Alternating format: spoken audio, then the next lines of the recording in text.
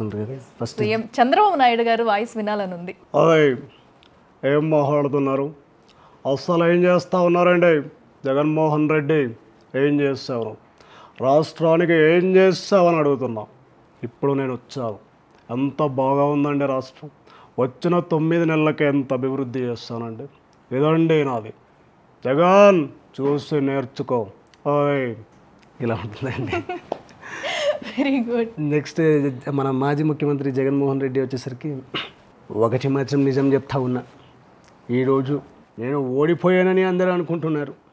ప్రజల మనసు గెలిచానని అందరికీ ఎవరికి తెలియదు.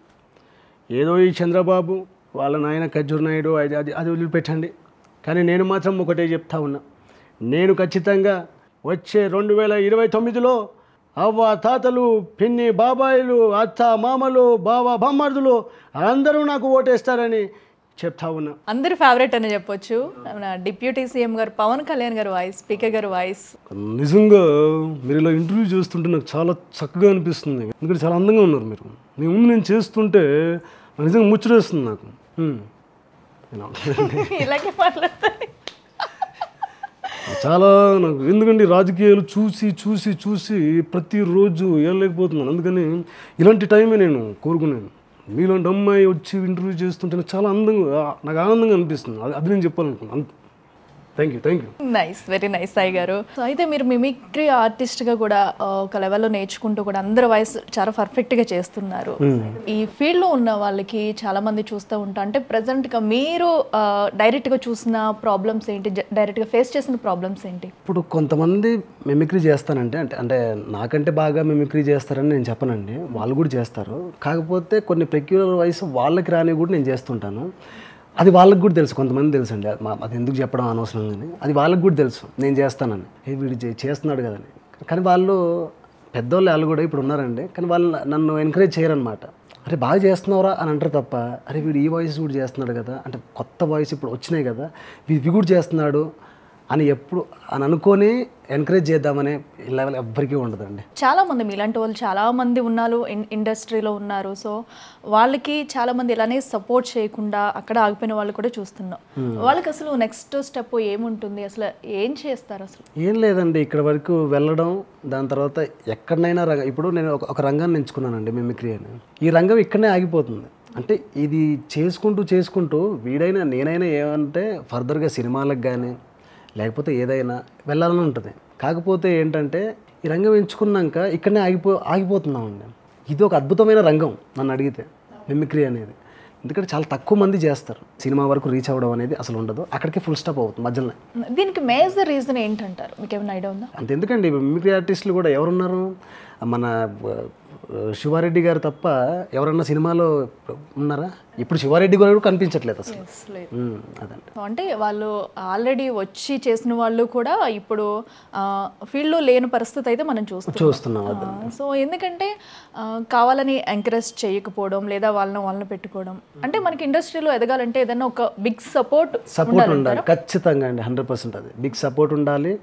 ఒకవేళ టాలెంట్నైనా ఎంకరేజ్ చేయాలి. ఇవి రెండు చేయలేదంటే మనం ఇక్కడనే ఉంటాం. ఓకే సాయి గారు, మరి మీరు ఇండస్ట్రీలో అయితే ఇన్ని ప్రాబ్లమ్స్ ఫేస్ చేస్తున్నా అని చెప్తున్నారు కదా. సో అమ్మాయిలకైతే అమ్మాయిగా పుట్టాలని కూడా అంటున్నారు. మరి మీరు పెళ్లి చేసుకుంటే ఎలాంటి అమ్మాయిని పెళ్లి చేసుకోవాలనుకుంటున్నారు? అయ్యో, నా మ్యారేజ్ అయిపోయిందండి. అవునా? అవునండి. ఓకే. 2 పిల్లలు కూడా నాకు. ఓ, ఈ షాకింగ్ న్యూస్ నిజంగా. 2 పిల్లలు అంటే అమ్మాయిలా అబ్బాయిలా? 2 ఆడపిల్లలే అండి. 2 ఆడపిల్లలే. వాళ్ళని ఎలా పెంచాలనుకుంటున్నారు? వాళ్ళని ఏం చేయాలనుకుంటున్నారు? అదే అండి, వాళ్ళు ఏ రంగం అయితే చూస్ చేసుకుంటారో ఆ రంగంలో ఎదుర్కొంటూ వాళ్ళు వెళ్ళిపోతే నాకు హ్యాపీ కదండి. ఇంకేంది, వాళ్ళ పెంచడం వరకు నా బాధ్యత. సో అంటే మీరు ఇప్పుడు ఇన్ని ప్రాబ్లమ్స్ ఫేస్ చేస్తున్నారు కదా, ఎందుకంటే సరైనవే ఇప్పుడు ప్రజెంట్ మీరు మిమిక్రీ ఆర్టిస్ట్గా చేస్తూ ఇండస్ట్రీలో ఒక స్టేజ్లో ఉండాలనుకుంటున్నారు. బట్ మీకు కూడా ఇప్పుడు ఎవరు గుర్తించకపోవడం, ఫ్యామిలీని ఎలా రన్ చేసుకుంటూ వస్తున్నారు, మరో పక్కన అవకాశం కోసం ఎదురు చూస్తున్నారు, ఇంకొక పక్క జాబ్. సో ఎలా నడుస్తుంది ఇదంతా? జాబ్ అంటే అండి కొన్నిసార్లు నాకు అనిపించింది కరోనా టైం అండి. అది చాలా పీక్స్ టైం. అసలు మీరు చెబితే నమ్మరు, మా ఇంట్లో అసలు బియ్యం కూడా లేవండి. ఆ స్టేజ్ సిచ్యువేషన్ నుంచి నేను వచ్చానమాట. చాలా మంది ప్రాబ్లమ్స్ అది ఎందుకంటే అంటే నాకు ఘోరం అనిపించింది. ఎందుకంటే ఏంద్రా నా బతికేంది, పిల్లలు భార్య ఎలా అయిపోవాలని ఆ స్టేజ్ అసలు నాకు చచ్చిపోవాలా, నేను ఆ స్టేజ్కి వెళ్ళిపోయానండి. ఒక అబ్బాయి, ఒక మ్యారీడ్ కిడ్ ఉంది, ఫ్యామిలీ ఉంది, అమ్మాయి మిమ్మల్ని నమ్ముకుని వచ్చింది. బట్ మీరు ఆ థాట్లో ఉన్నారంటే ఉండవద్దు కదా అసలు. యా అండి, యాక్చువల్లీ ఆ థాట్ నుంచే మా భార్య నాకు చెప్పిన ధైర్యం అదే అండి.